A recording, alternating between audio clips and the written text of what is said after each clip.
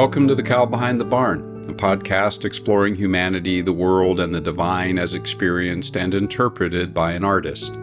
I'm Kevin Caldwell, a co-founder of the Table Collective.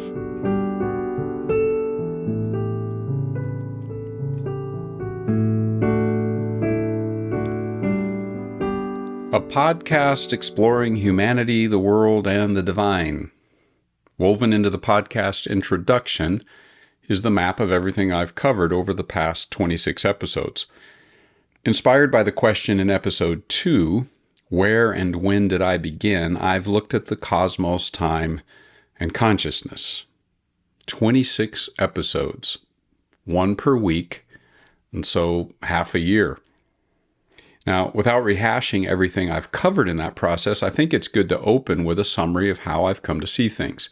And by the way, it's honest to say I have come to see things, because I didn't see things this way 26 weeks ago. The podcast description says exploring, and I have been. When you explore, you discover, and I have been. I remember saying in episode 1, while relating the experience of looking for toys with my granddaughter, and not finding them, by the way, it's amazing what you find when you don't find what you're looking for. So, what have I found that I wasn't necessarily looking for? I've come to see everything related to place and time and consciousness, in other words, to where and when and I, as a dynamic interwoven fabric made up of entanglement with everything, the cosmos is our where, memory with every time, all times, chronos as past, present, and future is our when, and more recently, empathy. Is empathy the primary instrument of our interconnected existence? That third thread in the fabric is, as you see, still as much a question as a conclusion. And here's the question in the way I expanded upon it in the last episode. It's a big one, and it's worth repeating here. As I thought more about this, it came to me that empathy may be related in some way to my fourth dimension of consciousness, what I called multi-dimensional. Namely, the dimension in which a subject, such as myself, experiences what another subject, such as yourself, experiences as if it were my own subjective experience. That really is what empathy is describing, is it not? Now, my description of the multidimensional level of consciousness was intended to describe hypothetically a subject that possessed a type of consciousness in which there was such a level of entanglement with another subject or subjects that they experienced the experiences and awarenesses of that other subject, not just empathetically, but I would say existentially, even ontologically. They themselves experience the experiences of another subject in the first person as the other first person, not just as if. Empathy is still, in my way of thinking, an as if. But I'm wondering now if this hints at something more, something suggestive of a consciousness that is more than a first-person singular. Now, I don't use the word divine in that description or question, but it is hiding in the question. What I do name there is empathy. And the questions are a way of narrowing my exploration to the question of whether empathy and ultimate reality are connected and how. Which brings me back to the podcast introduction. Every time I introduce the podcast, I say exploring humanity, the world, and the divine. And here and there over the course of the last weeks and months, every time I mention the divine, I add right away, I'm getting ahead of myself. We will get there. Well, now we're at the stage where we will get there has turned into we are here. And now that I'm here, I'm asking about the divine in a way I could not have asked when I began. I'm not asking a bunch of general questions about whether there's a divine being or not, and not exploring proofs. In some ways, I'm not really even comparing views to see which is right. For example, which religion or which philosophical theory has the right view of God or the divine. I'm asking whether empathy might be a fundamental, even the fundamental element in the nature of everything. I'm asking if empathy is somehow fundamental to whatever it is that is ultimately real. And for me, that means asking whether empathy is intrinsic to the nature of the divine. In other words, or in the words that I used to frame the question in the prior episode, might empathy be a more fundamental ingredient of all consciousness than I had considered, including any big C consciousness there might be? And as such, might empathy be a core ingredient, if not the core ingredient, in our quantum entanglement with everything else? If it is, then it affects not only the way we might see the divine or ultimate reality, it also affects how we see our connection to others and to the cosmos. This growing sense of things has impacted my creative process. I want to share a very recent artistic way of expressing this sense of connection in the form of my song Socialism, which I then subtitled A Contemplative Folk Mantra. I wrote it as one song composed in response to a question which I asked myself recently. What would the folk singers of the 1960s here in the United States sing about in 2025? One thing I think we need to sing about is how to live in times like these with a compassionate mindfulness. In fact, an empathetic mindfulness, which does not only feel compassion for, but feels with, indeed, feels with others as if we were the other. This refrain in the song is about a shared collective way of seeing the world. And at the heart of that for me is empathy. So here's the song, Socialism, a Contemplative Folk Mantra.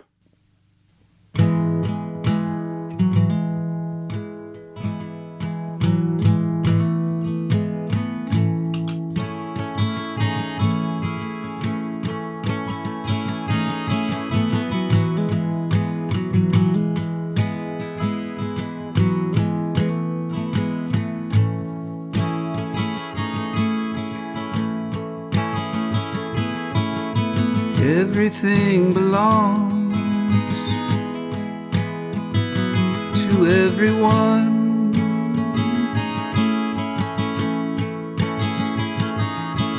And everyone belongs to everything.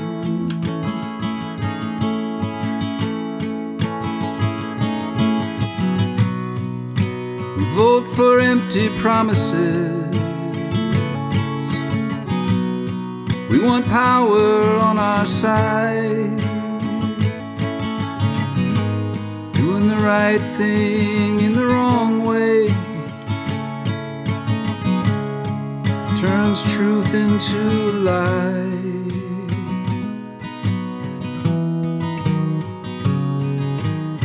Everything belongs to everyone.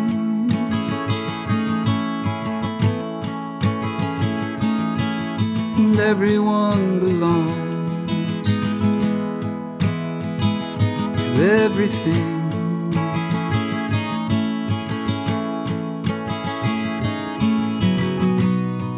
There's a world we all want to see,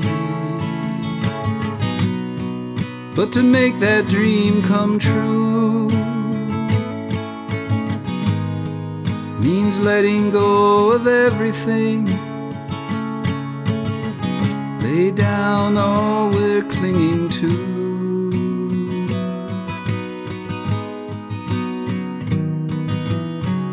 Everything belongs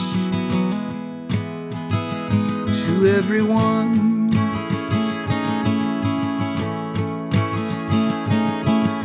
Everyone belongs to everything.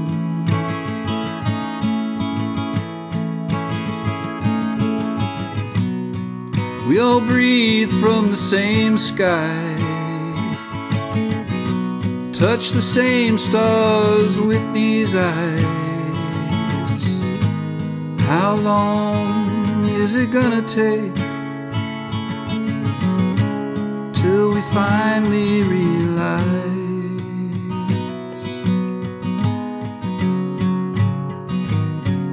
everything belongs to everyone?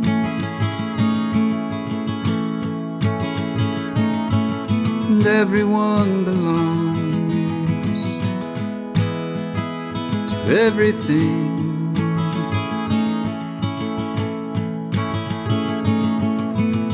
Everything belongs to everyone.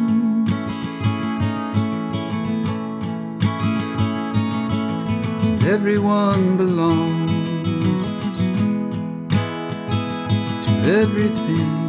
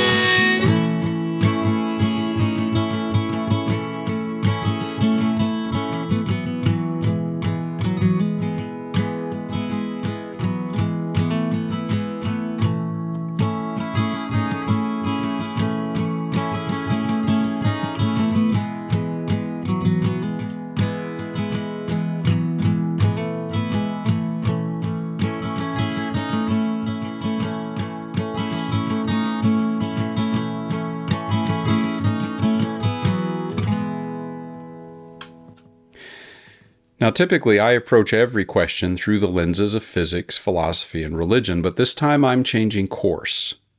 While I certainly have physics and philosophy swirling in my mind as I ponder the question of reality and the divine, I am going to focus on the religious answers.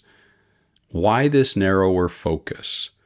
Well, in part because I'm asking a narrower question. But let me talk for a moment about, first, why no physics? I'm asking if empathy might be a clue to understanding ultimate reality. Quantum physics and the theory of entanglement seems to suggest, to me at least, a way that physics describes the sort of linkage I understand empathy to create. Empathy is perhaps more of a way to describe our linkage or interconnection with everything in more psychological terms as opposed to the terms of physics. Quantum entanglement is what has suggested to me that something like empathy may be, in fact, a fundamental building block of everything. But physics itself can't address or answer that. I've noted in previous episodes the fact that physicists, when they address topics such as consciousness and mind, for example, seem to base their conclusions on something other than what physics alone can tell them.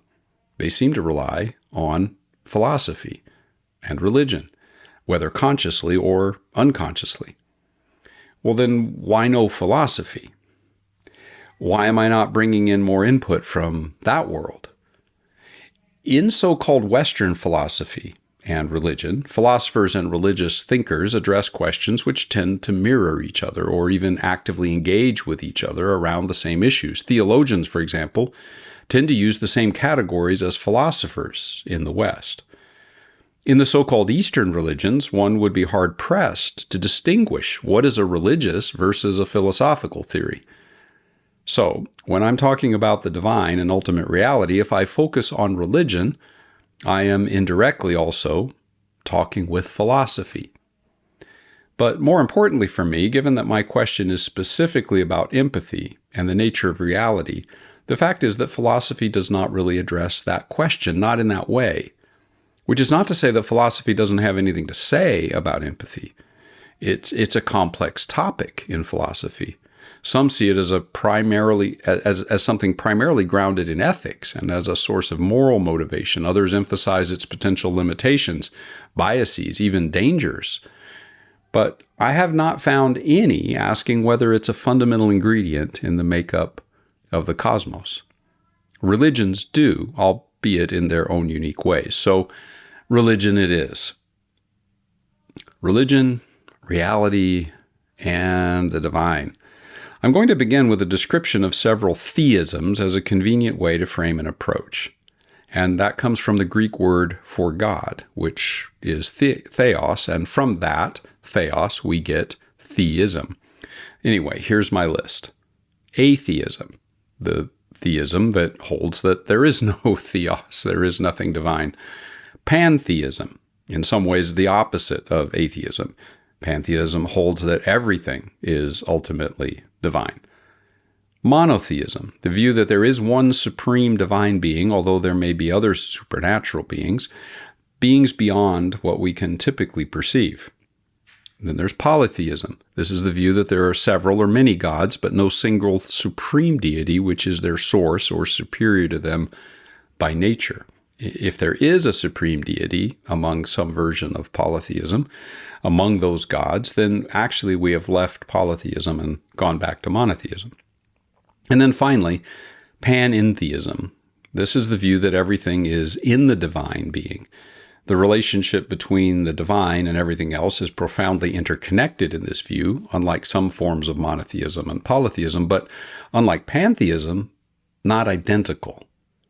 And so for the rest of the episode, I'm going to explore a religious viewpoint about reality that some would say is a form of atheism. Yes, a religion that some would say is atheist. As we'll see, that's not exactly accurate, but my questions will focus on what this particular religion says about empathy and reality. So I turn to Buddhism and the nature of ultimate reality. Mainstream Buddhism teaches there is no supreme creator God.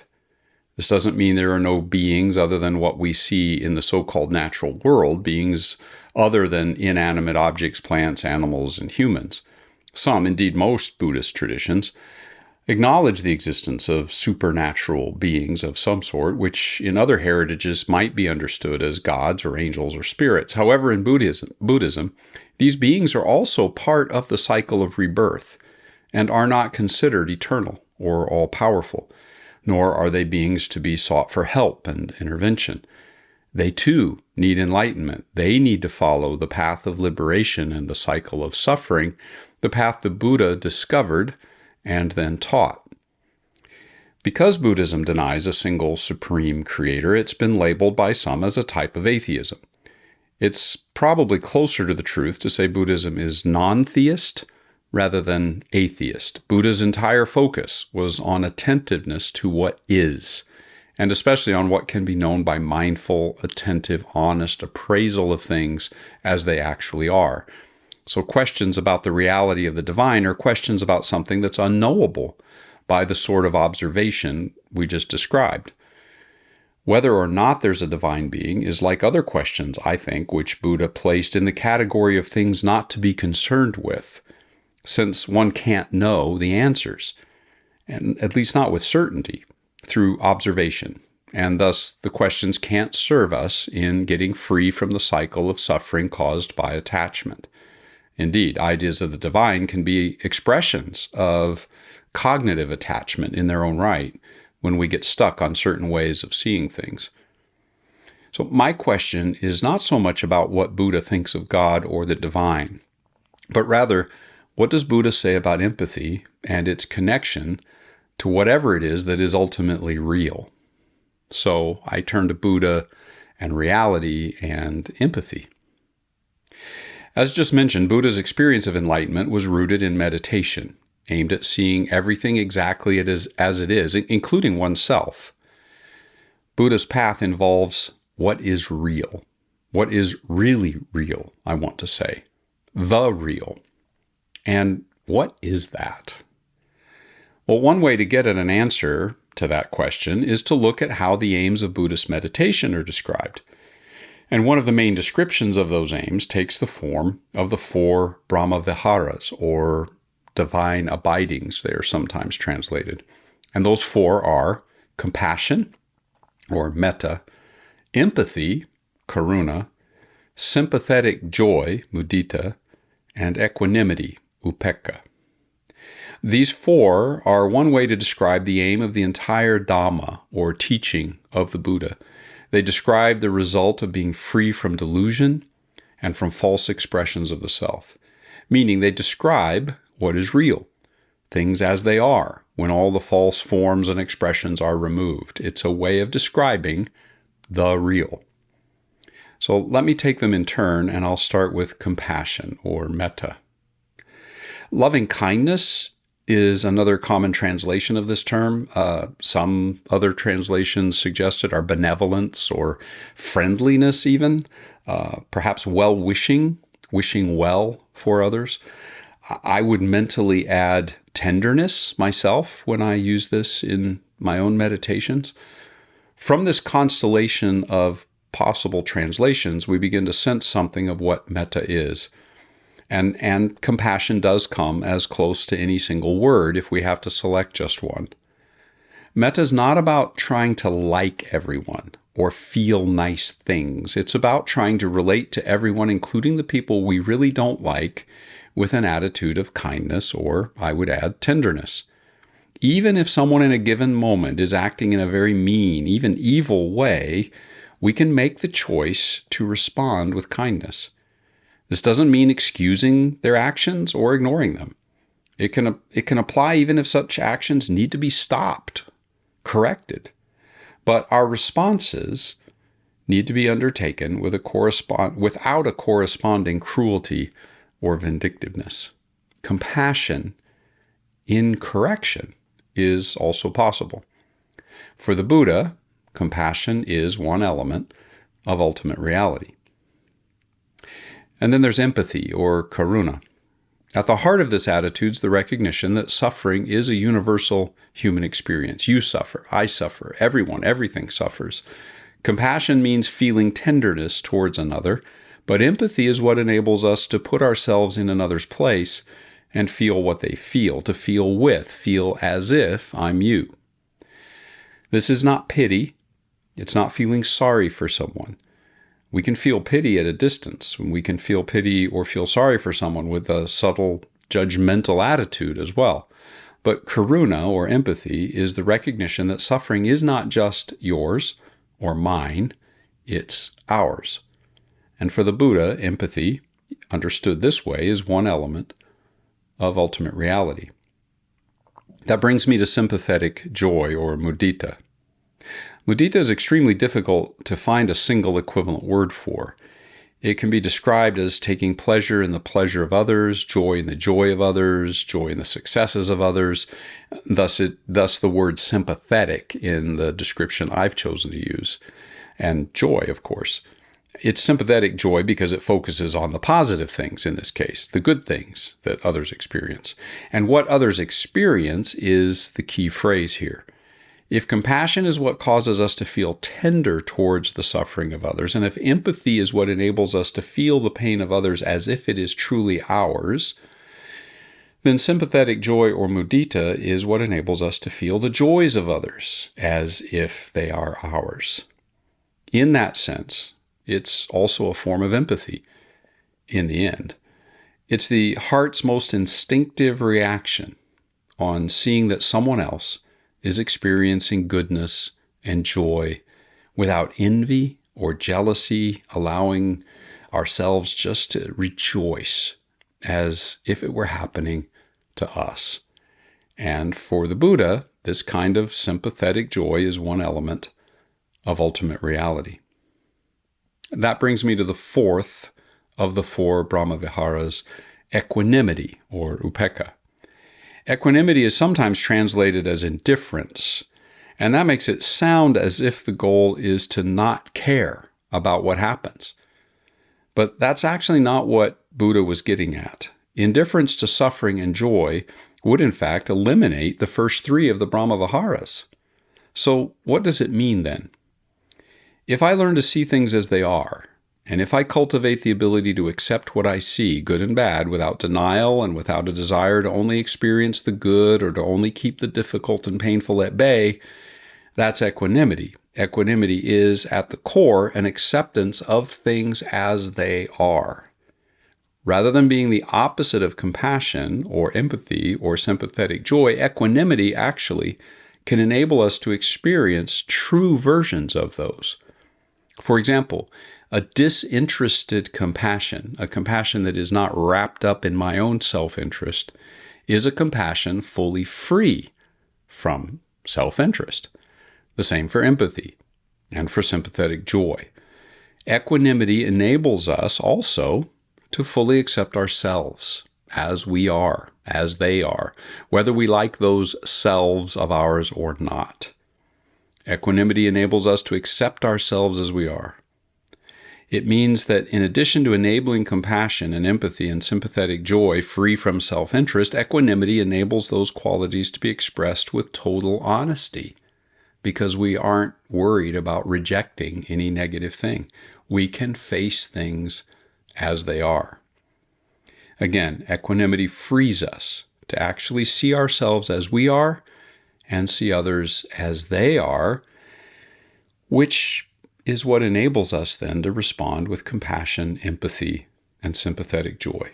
So, while it can seem like developing equanimity might turn us into emotionless robots, in fact, it turns out to be very crucial to the other three Brahmaviharas. For the Buddha, equanimity then is one element of ultimate reality. So, empathy and reality again. The Four Brahmaviharas point to the nature of ultimate reality, as we've seen in Buddha's way of seeing. And so while there's no divinity in the Buddha's view, ultimate reality can be described as compassion, empathy, sympathetic joy, and equanimity. Now, there's another element to this I need to bring up, because all of the above might be seen as merely an individual thing for me to cultivate those four qualities. And sometimes Buddha's teaching is interpreted that way and applied that way, and sometimes he spoke that way. Yes, through practices like meditation and cultivating mindfulness and more, we can come to experience these elements of reality in our own being, whatever that means. But that is possible because they're real, ultimate reality, what really is. And that means we don't experience these in merely individualistic terms, but as qualities that not only reflect reality, but also help contribute to influencing a collective mental state, shared ways of seeing, shared emotions, shared experiences, creating a sort of unified field of experience as human beings, in which our individual experiences and minds and consciousnesses are all shaped by the collective landscape of humanity and ultimately the cosmos. And as we cultivate these qualities, we contribute also to shaping that landscape as well. I want to go to a personal reflection here. It's not an artistic offering, strictly speaking, but it is a reflective and to a certain extent imaginative way of engaging these topics. I'm going to read from my journal. Quote, "Sitting in the growing light of morning, I heard the awakening of birdsong, a jay's bark, the tittering of sparrows, the cooing of a distant dove. Music set to the ebb and flow of the drone of cars out on Verdugo and Noriega, cars carrying inhabitants on their way to the early work shifts that are the energy of Bakersfield life. And in that moment came this question: would this be enough? If I were alone, my relationships in life circumscribed down into a circle of one, me, alone, my purpose in life circumscribed in a circle of simply and only being this me, here, with no influence, nothing to produce or provide, no goals to achieve, no others to lead or to affect, the world proceeding all around me busy and full of purpose, oblivious to a man in a room, hearing the birdsong in the slowly growing light."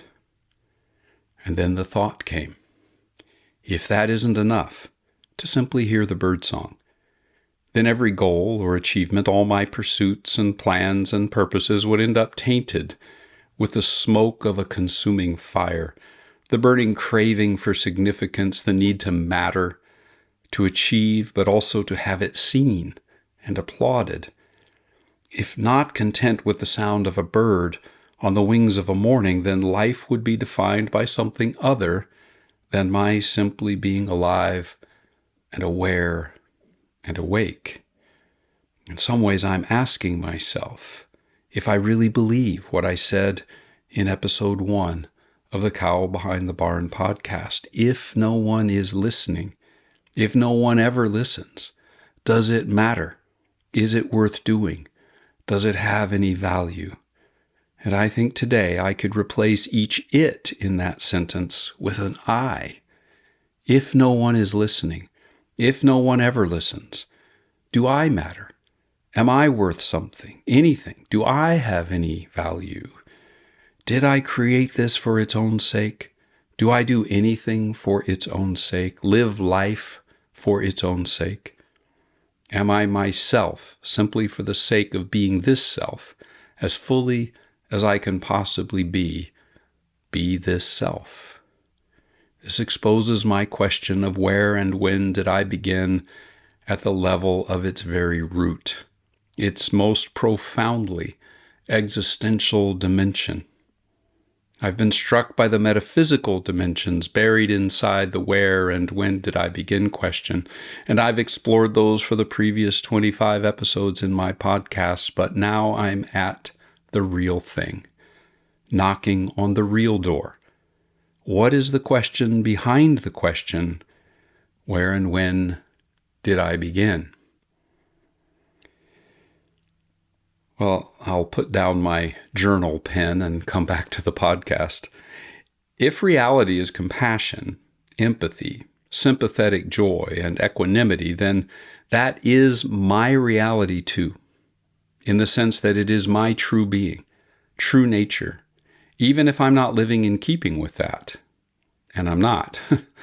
And I'm invited then by the Buddha to become more myself in those 4 ways.